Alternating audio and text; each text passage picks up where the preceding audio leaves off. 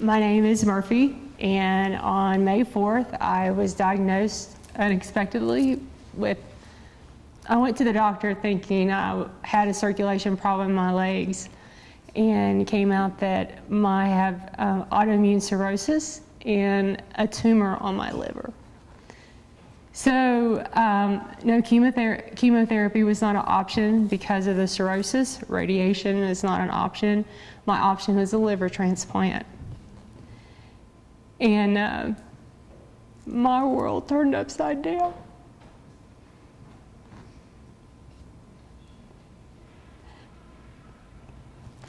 My dad was a preacher, so I know about the power of prayer. And I know that it works. But many times in my life, I failed miserably in my faith.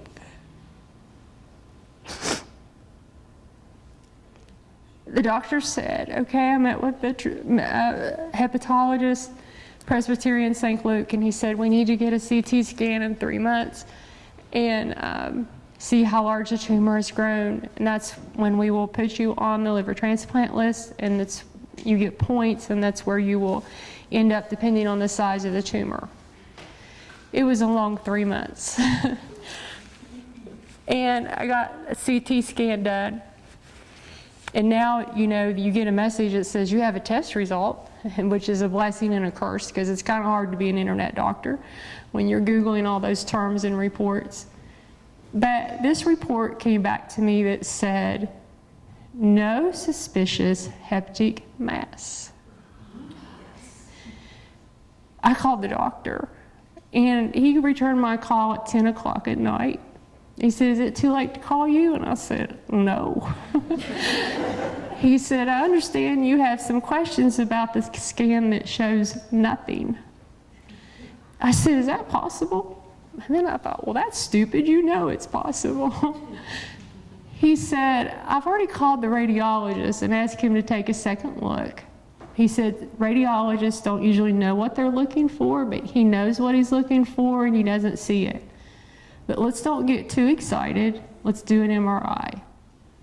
So we did an MRI that took forever to get scheduled, but that showed no mass. The liver transplant team says we still want to do an evaluation, so we went through that. They called me on Thursday. I didn't expect to hear from them until today. The second CT scan shows no mass. On Thursday, she said, this is a good phone call for me to make because it looks like the tumor has resolved itself. Okay, I'll go with that. We need to monitor the cirrhosis every 3 months with some lab work and all of that. She said, there's a good chance we'll never see you. And I said, don't take it personally, but I hope you're right. I came here, Mary. I work for Mary's husband. I've known Ed for 25 years. I came here, and the first night, someone said to me, I feel like you have some things in your heart that you need to open up and let go. The second person said, I'm getting the word to let go. The third person said, I think you're afraid and you don't need to be afraid. Deacon Brian said to me, I think there's somebody you need to forgive. I was like, you're right. Because in the middle of all of this, I've been going through a divorce. Who said, this is your issue to deal with, and I need to look after my best interests.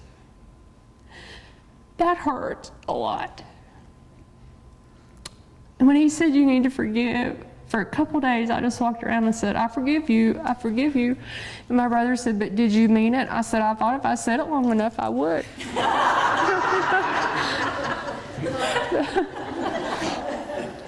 He's been forgiven. He didn't ask for it, but he's got it. And when I got the news, thought, why did I get this miracle? And I don't know why. But I need you to help me pray to what God has left for me for the rest of my days. And I have shared my story with people that I work with. And since that time, people have come to me and said, will you have your prayer people pray for this? Will you have them pray for me? And I've said yes. So people do believe the power of prayer, and it is real. And I'm very thankful and grateful, and I accept this miracle.